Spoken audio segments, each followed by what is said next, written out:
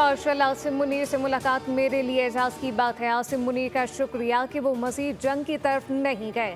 पाकिस्तान और भारत दोनों जौहरी ताकतें हैं। पाकिस्तान के साथ तिजारत पर बात हो रही है।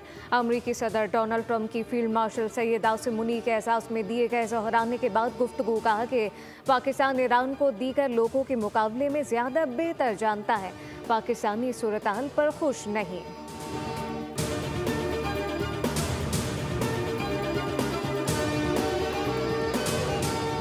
फील्ड मार्शल सैयद आसिम मुनीर की अमरीकी सदर डोनाल्ड ट्रंप से व्हाइट हाउस में मुलाकात पहले से तयशुदा 1 घंटे दौरानिए की मुलाकात 2 घंटे तक जारी रही, जिसमें फील्ड मार्शल ने पाक भारत जंगबंदी में मुस्बत और नतीजा खेज किरदार अदा करने पर ट्रंप का शुक्रिया अदा किया। फील्ड मार्शल ने सदर ट्रंप की अक़वाम आलम को दरपेश चैलेंजेस को समझने पर इनकी तारीफ की। सदर ट्रंप ने इंसदादे दहशतगर्दी में पाक अमरीका ताउन और पाकिस्तान की अमन की कोशिशों को सराहा। अमरीका और पाकिस्तान के दरमियान इंसदादे दहशतगर्दी में ताउन जारी रखने पर इत्तफाक किया गया। फील्ड मार्शल ने सदर ट्रंप को हुकूमत पाकिस्तान की जानिब से दौरा पाकिस्तान की दावत दी।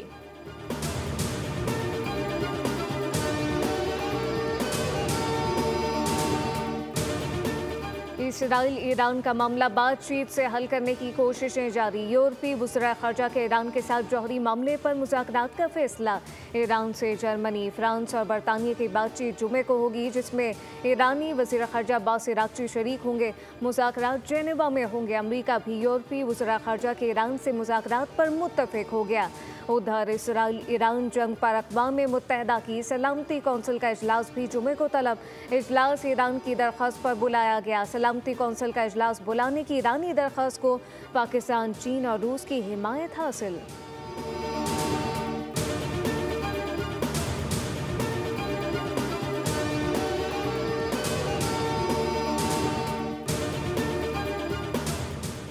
ईरान के इसराइल पर ताज़ा मिसाइल हमले। तेल अवीव और मकबूजा बैतुल मक़दस के इलाकों में धमाके सुने गए। ईरान ने बीरशेबा के सोरोग अस्पताल को निशाना बनाया। हमले में अस्पताल को शदीद नुकसान पहुंचा। ईरान ने पहली बार सजील मिसाइल भी इस्तेमाल किया।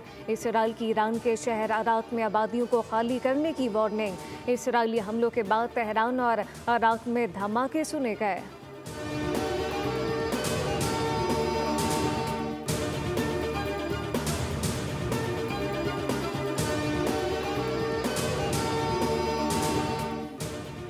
अमरीका ने गैर मुल्कियों के लिए स्टूडेंट वीज़ा पर पाबंदी उठा ली। तलबा को दरख्वास्त के साथ वीज़ा हुकाम को सोशल मीडिया अकाउंट तक रसाई देना लाजमी करार।